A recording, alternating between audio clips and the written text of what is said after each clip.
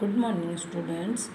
आज हम हिंदी मंजरी से पाठ 11 आत्मनिर्भरता को पढ़ेंगे। इस पाठ को किसने लिखा है, इसके लेखक के जीवन परिचय के बारे में भी सबसे पहले हम जानेंगे। सबसे पहले हम इस लेखक आचार्य रामचंद्र शुक्ल के बारे में जानेंगे, उनके जीवन परिचय के बारे में। आचार्य रामचंद्र शुक्ल का जन्म सन 1884 ईस्वी को स्थान अगौना बस्ती उत्तर प्रदेश में हुआ था और इनके पिता का नाम चंद्रबली शुक्ल था और शुक्ल जी जो थे शुक्ल युग के प्रवर्तक थे और इन्होंने जो अपनी लेखनी चलाई भाषा खड़ी बोली में इन्होंने लिखा है। अब आप इनका जीवन परिचय देखिए। आचार्य रामचंद्र शुक्ल का जन्म बस्ती जिले के अगौना नामक ग्राम में सन 1884 ईस्वी को हुआ था। आप काशी हिंदू विश्वविद्यालय में हिंदी विभाग के अध्यक्ष रहे। हिंदी के प्रख्यात समीक्षक और हिंदी साहित्य के इतिहास लेखक के रूप में शुक्ल जी की प्रसिद्धि है। हिंदी साहित्य का इतिहास, चिंतामणि, गोस्वामी तुलसीदास आदि आपके प्रसिद्ध ग्रंथ हैं। इनका निधन यानी इनकी मृत्यु 1941 ईस्वी को हुई थी। अब इसके अलावा मैं इनके बारे में और भी बातें बताना चाहूँगी जो आप ध्यान से सुने। रामचंद्र शुक्ल जो थे हाई स्कूल की परीक्षा उत्तीर्ण करने के लिए मिर्ज़ापुर ज़िले के मिशन स्कूल से इन्होंने हाई स्कूल की परीक्षा उत्तीर्ण की।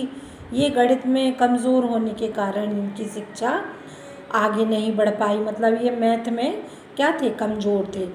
और इंटर की परीक्षा के लिए कायस्थ पाठशाला इलाहाबाद में प्रवेश लिया। जो पाठशाला थी कायस्थ, उन्होंने इंटर के लिए परीक्षा पास करने के लिए वहाँ पर इन्होंने प्रवेश लिया, किंतु अंतिम वर्ष की परीक्षा के पूर्व ही इनका क्या हुआ, विद्यालय छूट गया और इन्होंने मिर्ज़ापुर के न्यायालय में नौकरी कर ली। न्यायालय माने जो न्याय विभाग होता है वहाँ पर इन्होंने नौकरी भी कर ली, किंतु इनका स्वभाव अनुकूल ना होने के कारण मतलब इन्होंने क्या करा, नौकरी छोड़ दी। मतलब इनके स्वभाव के अनुसार मतलब इनको नौकरी पसंद नहीं आई और इन्होंने नौकरी छोड़ दी। और मिर्ज़ापुर के एक स्कूल में ये चित्रकला के अध्यापक भी रहे। अब इसके पश्चात इन्होंने हिंदी, अंग्रेजी, संस्कृत, बांग्ला भाषाओं पर भी अपना अच्छा अधिकार प्राप्त कर लिया था। अब जो आचार्य रामचंद्र शुक्ल द्वारा लिखित आत्मनिर्भरता जो पाठ है, ये जो है प्रस्तुत निबंध में लेखक ने युवकों को स्वयं पर निर्भर रहने की प्रेरणा दी है। मतलब क्या है, इसमें बताया है कि व्यक्ति को स्वयं पर निर्भर होना चाहिए। अब मैं इसका आपको संक्षिप्त में पाठ का सार बताती हूँ। इस पाठ में जो है महाराणा प्रताप के बारे में भी बताया गया है। इसमें यह है कि जो विद्वान होते हैं उनका ये कथन बहुत ठीक है कि नम्रता ही स्वतंत्रता की धात्री माने पालन करने वाली माता है। इस बात को सभी लोग मानते हैं कि आत्म संस्कार के लिए थोड़ी बहुत मानसिक स्वतंत्रता परम आवश्यक है, चाहे उस स्वतंत्र में अभिमान और नम्रता दोनों का मेल हो। चाहे नम्रता से ही उत्पन्न होने वाली जो निश्चित है उसे मर्यादा पूर्वक जीवन व्यतीत करना पड़ता है। कहने का तात्पर्य है कि मनुष्य को नम्रता और स्वतंत्रता पूर्वक बिना अहंकार माने घमंड के मर्यादा पूर्वक अपना जीवन व्यतीत करना चाहिए। इसमें आत्मनिर्भरता आती है। मतलब इससे क्या होता है, मनुष्य के अंदर आत्मनिर्भरता आती है। आत्ममर्यादा के लिए बड़ों का जो है सम्मान और छोटों को बराबर वालों के प्रति कोमलता का व्यवहार करना चाहिए, मतलब कोमल हृदय से उसका सबके साथ कैसा व्यवहार करना चाहिए, कोमल। अपने व्यवहार में नम्र रहकर उद्देश्यों को उच्च रखना चाहिए। ऊंचा तीर चलाना है, यदि आपको ऊंचाइयों पर जाना है तो उसको आपको अच्छे अपने मन में विचार रखने, अच्छी भावनाओं को रखना है। अब इसी में आपके लिए एक महाराणा प्रताप जो थे उनके बारे में बताया गया है कि महाराणा प्रताप जो थे जंगलों की खाक छानी उन्होंने, परंतु अधीनता न्याय मानी, क्योंकि उनकी जो मर्यादा की चिंता थी, जितनी स्वयं को होती है उतनी दूसरों को भी होती है।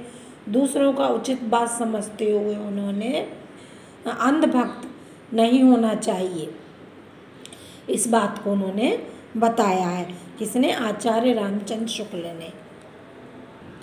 अब उन्होंने बताया है कि तुलसीदास जी जो थे सर्वप्रिय और कीर्ति आत्मनिर्भरता और मानसिक स्वतंत्रता के कारण ही उनकी सब में क्या थी? सर्वप्रियता थी।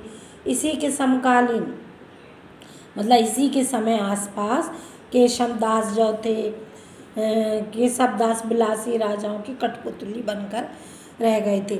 मतलब जो विलासी वैभव वाले राजा थे, तो ये लोग जो कवि लेखक थे उनके हाथ की कठपुतली क्या हो बनकर रह गए थे। अंत में उनकी बुरी गति हुई, मतलब जब उन्होंने सब लोगों पे अत्याचार किए, परेशान किया, तो अंत में उनका परिणाम कैसा निकला? बुरा ही निकला। इसी के कथन के अनुसार, मतलब इतिहासकार जो है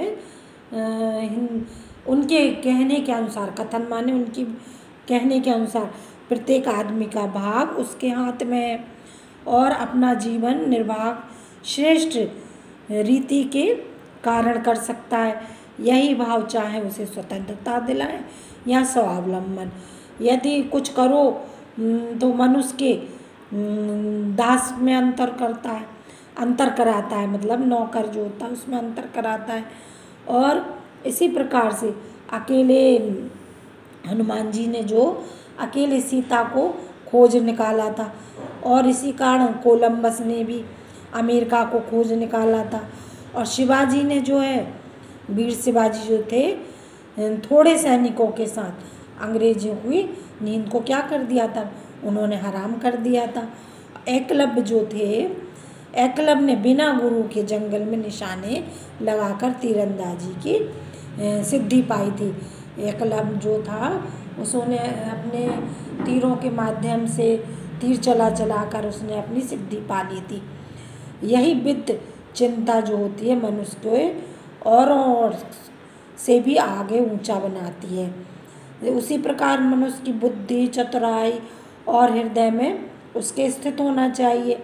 वह जीवन और कर्म के क्षेत्र में कैसा रहता है? वह व्यक्ति श्रेष्ठ होता है और दूसरों का भी मार्गदर्शन ऐसे व्यक्ति करते हैं। मैं इसी पाठ से आपको इसके गद्य की रचना करना सिखाऊंगी कि गद्य की व्याख्या आप कैसे करते हैं। ठीक है, मैं इस पाठ में के बीच से आपको पढ़कर बता रही हूँ और आप ध्यान से सुने और किस प्रकार से इस गद्य की रचना आपको करके उसकी व्याख्या करनी है। ठीक है, नम्रता से मेरा अभिप्राय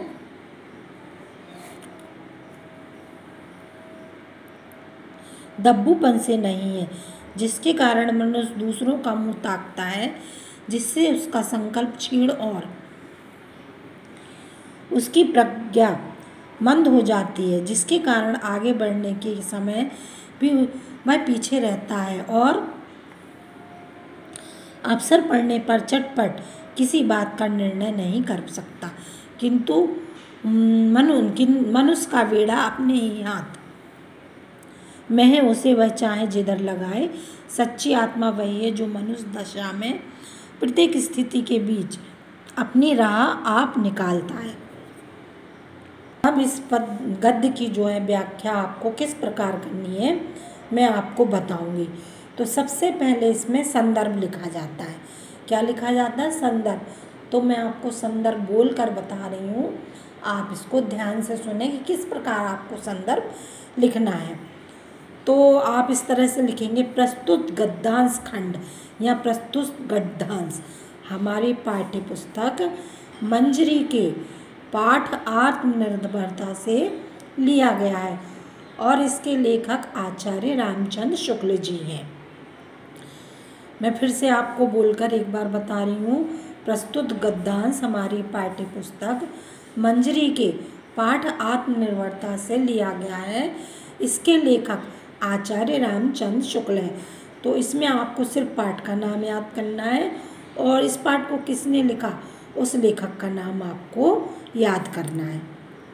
अब इसमें संदर्भ के बाद आता है प्रसंग, कि आपको प्रसंग भी लिखना है। किस प्रकार से लिखेंगे, तो प्रसंग में क्या लिखा जाता है ये भी आप ध्यान से सुने कि प्रस्तुत गद्यांश में लेखक के अनुसार नम्रता से ही स्वतंत्रता प्राप्त होती है। मनुष्य को अहंकार रहित होकर, अहंकार माने घमंड होता है, रहित होकर बड़ों का सम्मान और छोटों को कोमलता का व्यवहार करना चाहिए। मतलब बड़ों का सम्मान करना है और छोटों का कोमल व्यवहार करना है। हमें आत्मा को कैसा रखना चाहिए, नम्र रखना चाहिए। प्रस्तुत गद्य में ये बताया गया है। अब आप इसकी व्याख्या देखें। नम्रता से मेरा अभिप्राय दब्बूपन से नहीं है, जिसके कारण मनुष्य दूसरों का मुंह ताकता है, जिससे उसका संकल्प क्षीण और उसकी प्रज्ञा मंद हो जाती है। अब इसमें लेखक का कहने का तात्पर्य है कि नम्रता से लेखक का आशय है दूसरों के दबाव में रहना नहीं है। मतलब जो दूसरे व्यक्ति हैं उनके दबाव में नहीं रहना है।